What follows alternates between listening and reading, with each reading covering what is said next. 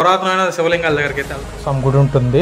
పురాతనమైన శివలింగాల్లో first temple అయితే అయిపోయింది. అదే మనం ఇప్పుడు వెళ్ళాం కదండి, చక్రేశ్వర స్వామి టెంపుల్. శివలింగాన్ని చూడగానే నాకు బృహదేశ్వర ఆలయానికి వచ్చాను. చూసుకొని అయితే ఇప్పుడు శ్రీ అర్ధనాగేశ్వర శ్రీ సర్వసంపదేశ్వర స్వామి సంవత్సరాల కిందటిది శివలింగాలు తిరిగాను. అవి అత్యంత పురాతనమైన శివలింగాలు.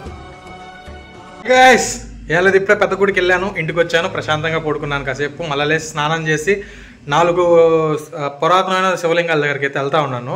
ఒకటి వచ్చి ఇక్కడ మన ఫస్ట్ చక్రేశ్వర స్వామి, చక్రేశ్వర తర్వాత బృహదేశ్వర స్వామి, బృహదేశ్వర తర్వాత అర్ధనాగేశ్వర స్వామి, అర్ధనాగేశ్వర స్వామి తర్వాత ఇక్కడ సర్వసంపదేశ్వరికి వెళ్ళేసి ఇంటికైతే వెళ్దాం, బయలుదేరదాం. ఇంకేం స్టార్ట్ చేద్దాం. మా ఇంటి దగ్గర గణపతి దగ్గర పూజ చేసి ఇప్పుడే బండి స్టార్ట్ చేస్తా ఉన్నాను. ఎందుకంటే ఆయన తోడున్నాడంటే ఎక్కడికైనా వెళ్ళేసి రావచ్చు అని చెప్పి తోడుంటాడు అనుకొని ఓం గణపతి అనుకొని వాళ్ళ నాన్న మహాశివ దగ్గరికి వెళ్ళేసి ఒక 4 టెంపుల్స్ దాకా ఉన్నాయి, 4-5 దాకా. అంటే ఓల్డ్గా ఉంటాయి అవి శివలింగాలు మాత్రం ఓల్డ్, కానీ రీమోడలింగ్ మాత్రం కొత్తగా చేశారు, అందుకని వెళ్తా ఉంటాం. టెంపుల్కి వెళ్ళాలంటే మాత్రం ఇక్కడ ఆపేస్తూ ఉంటారు మొత్తము. చూస్తున్నారు కదా, అందరూ నడుచుకుని అయితే వస్తూ ఉంటారు. బ్రిడ్జ్ స్టార్టింగ్లో అన్ని దగ్గరలో బ్లాక్ చేసేసారు బ్రిడ్జ్ అయితే మాత్రం. కానీ మనం అయితే మార్నింగ్ వెళ్ళేసి వచ్చేసాం, 4 వాయులింగానికి వెళ్ళేసి దాని దర్శనం చేసుకొచ్చేసాం మన పెద్ద గుడికి. ఫస్ట్ అయితే చక్రేశ్వర స్వామి కాడికి అయితే వెళ్తాను. ఆ గుడి చరిత్ర అంతా అక్కడికి వెళ్ళి చెప్తాను, ఓకేనా?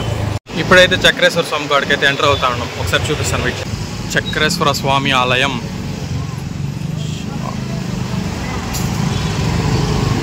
బండి అయితే ఇక్కడ పార్క్ చేసేద్దాం.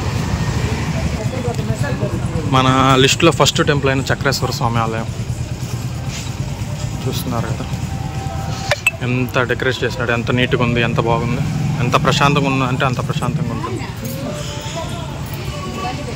ఫస్ట్ రావి చెట్టు దగ్గరకు వస్తే రావి చెట్టు కింద మొత్తం నాగదేవతలు, వినాయకుడు, అడుగు చక్రేశ్వర స్వామి ఆలయం మొత్తం అయితే ఇప్పుడైతే వచ్చాను. ఇక్కడ చరిత్ర ఏంటంటే ఇక్కడ ఉన్న స్వామి పుట్టలో ఉండేవాడంట.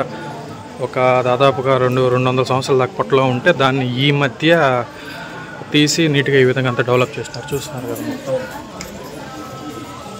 కరెక్ట్గా శివయ్య బ్యాక్ సైడ్ అక్కడ ఉంటారు, కరెక్ట్గా శివయ్య బ్యాక్ సైడ్ దాని వెనకాల నాగదేవతలు, ఆయన అలంకారం.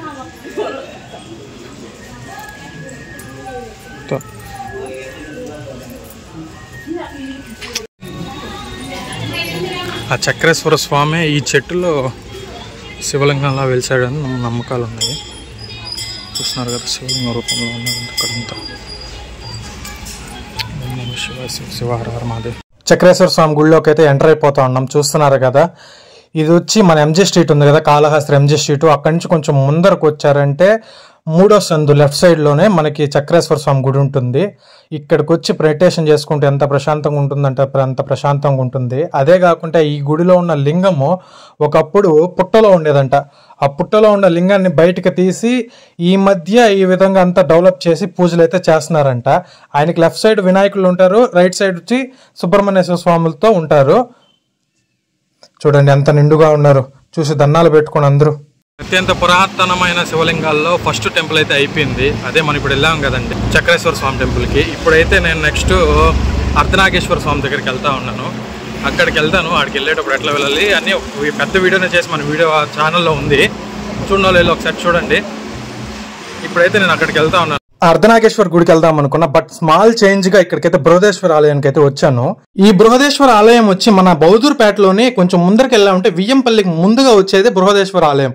అన్ని గుడుల్లోకి నాకు బాగా నచ్చిన గుడి అంటే ఇదే బృహదేశ్వర ఆలయం. ఎంత బాగా నీట్ గా డెకరేషన్ చేసినారు చూడండి. స్టార్టింగ్ లో వినాయక స్వామిలో నుంచి అటు కొంచెం ముందరికి వెళ్ళగానే మన బృహదేశ్వర స్వామి మనకు దర్శనం ఇస్తాడు. ఈ బృహదేశ్వర శివలింగాన్ని చూడగానే నాకు మన జ్యోతిర్లింగాల్లో ఒక జ్యోతిర్లింగమైన మహాకాళేశ్వర జ్యోతిర్లింగంలా అనిపించింది సడన్ గా చూడగానే. కానీ ఆయన ఉగ్రంగా ఉంటాడు, ఈయన శాంతంగా ఉన్నాడు. ఈ యొక్క శివలింగాన్ని దాదాపుగా 1200 సంవత్సరాలు ముందుగా ప్రత్యక్షించారంట. అంటే పాండ్యరాజుల్లో ప్రత్యక్షించారంట. నాకు కూడా ఎలా తెలిసిందంటే ఆడొక పూజారిని అడగ్గా చెప్పాడు. కొంచెం ముందరికెళ్ళి నాకు గోడల మీద అయితే చేప గుర్తులు చూపించి ఆ గుర్తులు పాండ్య దేశాన్ని యొక్క చిహ్నాలని చెప్పాడు. అదే కాకుండా ఇక్కడ ఒక తోటమాల ఉండేవాడు, ఆయన రోజు పూజలు చేసేవాడంట ఆయన తోటలో నుంచి పూలు తీసుకొచ్చి. అందుకే ఆ తోటమాల పేరు ఈయనకు వచ్చింది బృహదేశ్వర స్వామి అని. అర్ధనాగేశ్వర స్వామి గుడికి వెళ్దామని చెప్పి బయలుదేరాను. బట్ మధ్యలో ఈ బృహదేశ్వర ఆలయానికి వచ్చాను. చూసుకొని అయితే ఇప్పుడు బయలుదేరుతున్నాను. ఇప్పుడు అర్ధనాగేశ్వర స్వామికి వెళ్తున్నాను. ఏమనుకోబాకండి, కంటిన్యూ చేయండి ఈ వీడియోని ఇంకా చూసేది. ఆ చరిత్ర అంతా ఇంతకుముందు చెప్పాను కదా, అదే 1200 సంవత్సరాల కింద పాండ్యులకి పాండ్యుల రాజులు కట్టించిన గుడి అది. ఆ శివలింగాన్ని ప్రతిష్ఠించింది అక్కడ. ఎంత పురాతనమైన శివలింగాలు. ఆల్మోస్ట్ మన కాళహస్తిలో ప్రతి ఒక్క శివలింగం చాలా పురాతనమైంది. అందులో ఇప్పుడు మనం వెళ్తున్న అర్ధనాగేశ్వర స్వామి, ఆడికెళ్ళి ఆడ కలుసుకుందాం. ఓకేనా? శ్రీ అర్ధనాగేశ్వర వారి దేవస్థానం చూస్తున్నారు కదా. స్వర్ణముఖి నది ఇది. స్వర్ణముఖి నది పక్కన ఉండేదే, అక్కడ మీకు జెండాలు కనిపిస్తుంది కదా, అక్కడ ఉండేదే అర్ధనాగేశ్వర స్వామి. అక్కడ కలుసుకుందాం, వచ్చేయండి. ఇంకా అర్ధనాగేశ్వర స్వామి దగ్గరికి అయితే వచ్చాం. చూస్తున్నారు కదా, మొత్తం ఇది పార్కింగ్ ఏరియా. వెనకాల ఉంది కదా, ఇట్లానే వెళ్ళాల్సిందే. వెళ్దాం రండి. సరే, ఇక్కడ అన్నదానం బాగా పెడతారు. ఇదే అన్నదానం చేస్తా అన్నారు. ఇక్కడ తింటే మంచిది అంటారు, కానీ ఈ రోజంతా ఉపవాసం ఉందాం అనుకున్నా. చూద్దాం. అర్ధనాగేశ్వర స్వామి దగ్గరికి అయితే వచ్చాను. ప్రతి ఒక్క గుడి దగ్గర నాకు 10-20 నిమిషాలు పడింది, కానీ ఇక్కడ మాత్రం గంట చూపు పట్టింది అర్ధనాగేశ్వర స్వామి గుడి దగ్గరికి. ఈ అర్ధనాగేశ్వర స్వామి గుడి స్వర్ణముఖి నదికి ఆనుకొని ఉంటుంది. ఈ యొక్క స్వర్ణముఖి నదిలో నుంచే స్వయంభుగా వెలిసిందే శ్రీ అర్ధనాగేశ్వర స్వామి. మనకు అర్ధనాగేశ్వర స్వామి అంటే ఎక్కడైనా కానీ శివపార్వతులు ఉంటారు, కానీ ఇక్కడ మాత్రం శివలింగ రూపంలో ఉంటారు. చూస్తున్నారు కదా, నాకైతే చూసిన చూపు అసలు కనువింపుగా ఉండింది. ఇక్కడ ఆ వీడియో తీస్తా ఉంటే కూడా బాగా తిట్టారు. అది కాకుండా ప్రజలు గిజలు వచ్చి బాగా డిస్టర్బెన్స్ అయితే ఉండింది. జస్ట్ ఇప్పుడే అర్ధనాగేశ్వర గుడి దగ్గర కూడా దర్శనం అయిపోయింది. ఇంకా లాస్ట్ అండ్ ఫైనల్ టెంపుల్గా సర్వసంపదేశ్వర ఆలయానికి అయితే వెళ్తా ఉన్నాను.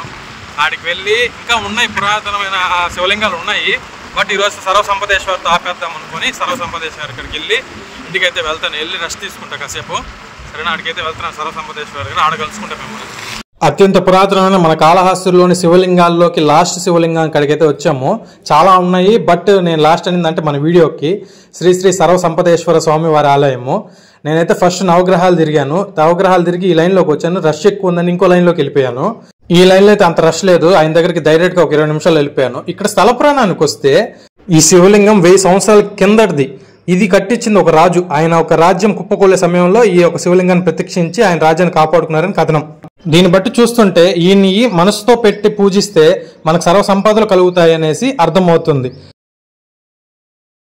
సర్వసంపదేశ్వర ఆలయం కూడా వెళ్ళేసి వీడియో తీసుకుని ఆ చరిత్ర అంతా చెప్పేశాను కదా, అయిపోయింది. ఈ ఏడికి మొత్తం 4 శివలింగాలు తిరిగాను.